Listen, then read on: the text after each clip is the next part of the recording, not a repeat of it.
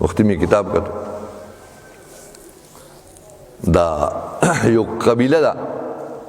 کورد عبدالاکبر کوردی دا یو ډاکو دی غل دی ګروپ ته مرګری دی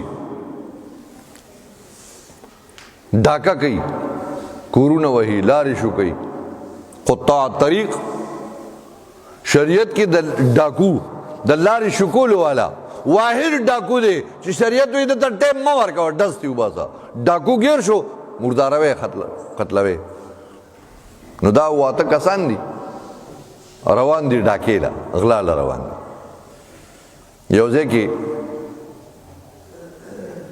پړاو واچولو دمه کې ستړي شو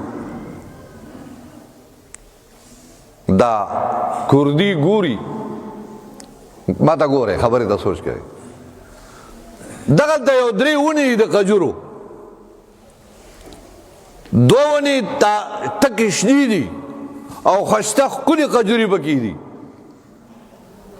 او یوه ونه د کجوري دا اوچه ده مکمل اوچه نه پکې کجوري شه بس تنه ولاړه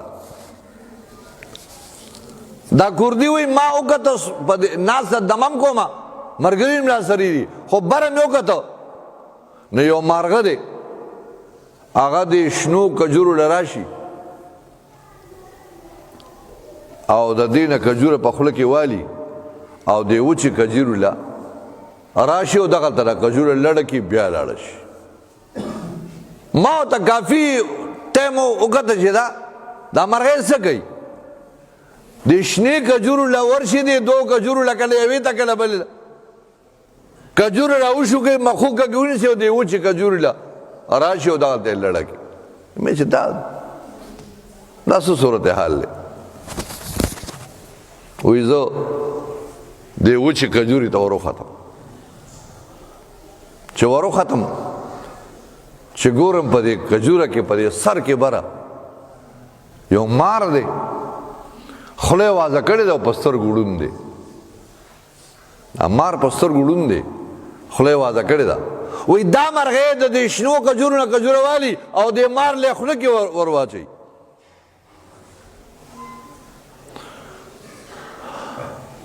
وی دقه وخت کې زما مې چې یا الله دا هغه زناور دی دا هغه مخلوق دی چې د دې متعلق ستا حبیب فرمایي چې دا قتلوي اقتل الموزر قبل الضرر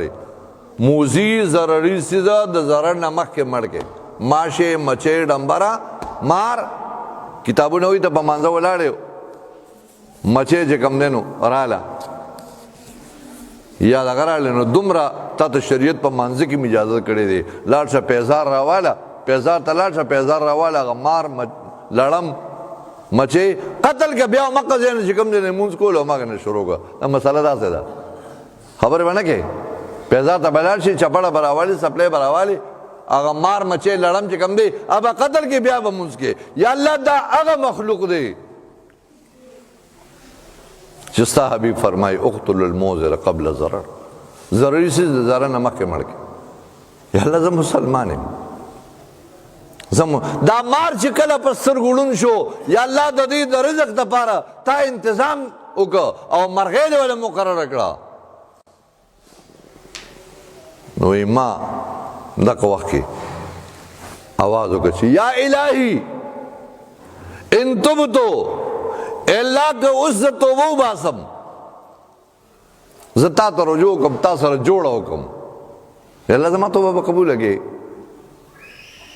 زما توبہ با قبول لگے وی بارنا حاطفی آواز شو چی عصیتنی تا خو زمان نافرمانی کولا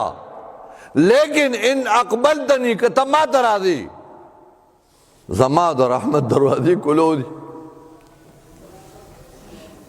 تا د پاره د ما د رحمت دروازې کولو دي ته راتلی شي ما سره جوړه کولی شي ویې مې چې الله التوبتو التوبتو التوبتو یا الله زما توبه یا الله زما توبه خدای ما سره جوړه وکړه بس ما چې اوسه پورې څه کوله زه نه پوهېدم زه جاهل وم ما د رزق او د خېټې دپاره پردي کورونه ورانو غلاګانې او ډاکې مې کولې یا الله دا مار ستا مخلوق دی خو چې کله دنه تا نظر واغشتو یا الله تعالی تا د رزق انتظام وکړو یو د قجورو نه راکوشم دقه لګیم چې التوبه الله زما توبه الله زه ګناهګار یم زه مجرم یم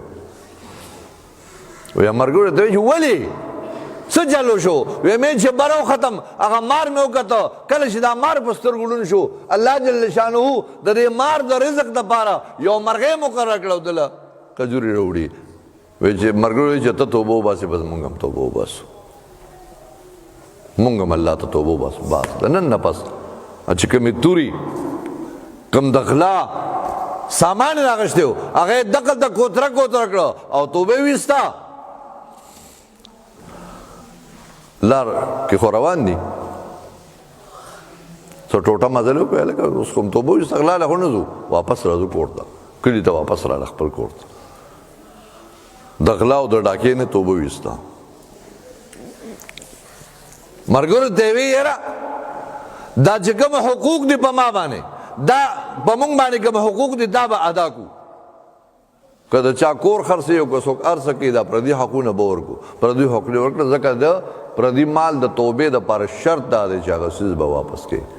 چا نه څه خوړلي به واپس کوي نو الله پاک خپل حق معاف کوي د بنده حق نه معاف کوي د بنده حق نه معاف کوي نو هغه پیسې هم ختمې کړې چې چا نه مغشتې وي چا نه مونږ پیسې اغشتې هغه هم ختمې کړې بیا الله رب العزت فراخي راوسته او مونږ ټول چې څومره د ډاکي ملګري ټول حج ته روان شو حج ته لاړو یو مقام ته ورسېدو یو بوډۍ ښځه راسره میلاو شو وی چې هلکه تاسو کې عبدالکبیر عبدالاکبر کوردی چې کوم دی دا څوک دی وی زما نوم یې واغشته وی ما ورته وی چې زه یم وی راته وی چې د الله بنده